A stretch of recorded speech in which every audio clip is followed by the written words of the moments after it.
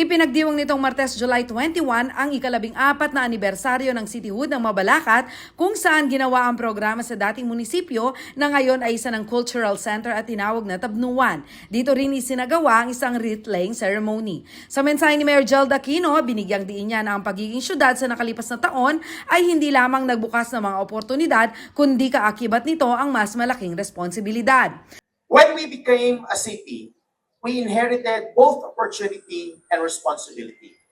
Opportunity because cityhood opened doors, greater resources, wider authority, and a stronger voice in shaping our own destiny.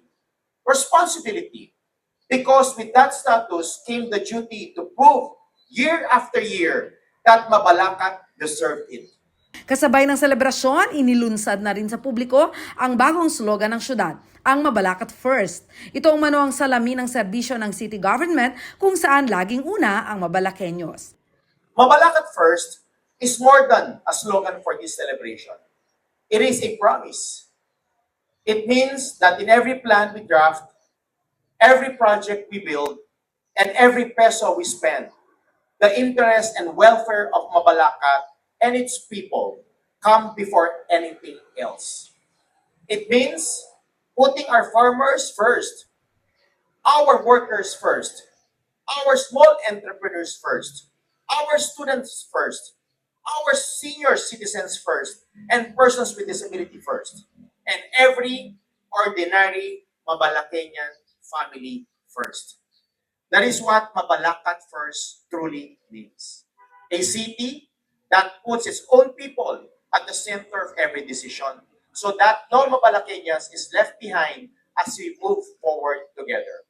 Sa paliwanag ni Mayor Gerald, ang pondo ng syudad Mabalacat ay dapat umanong pakinabangan ng mas maraming Mabalaqueños. May mga incidents po before na hindi nabigyan ng mga tulong. Halimbawa, yung mga senior citizens, dati hindi nang ganun karami.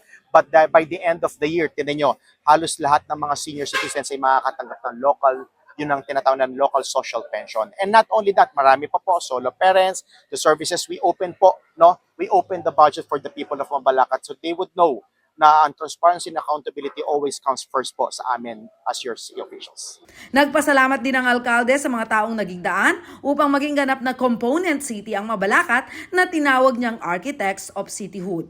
Kabilang dito sina dating Mayor Boking Morales, Councilor Noel Castro, yumaong dating Congressman Tarzan Lazatin, Senator Lito Lapid at ng noon ay Senador na si Pangulong Bongbong Marcos.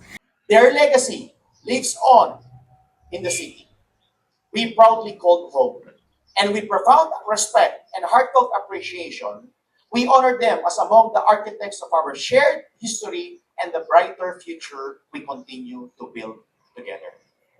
To the pioneers, leaders, and citizens who fought for and nurtured this cityhood, maraming salamat po. Kinilala naman ni Vice Mayor Jun Castro ang magandang relasyon ng mga nanunungkulan at mamamayan sa patuloy na pamamayagpag at pag-unlad ng Mabalacat City. Ang 14 na taong ito ay patunay na ating patuloy na pag-unlad at ng matibay na pagtutulungan ng pamahalaan at ng mga mamamayan.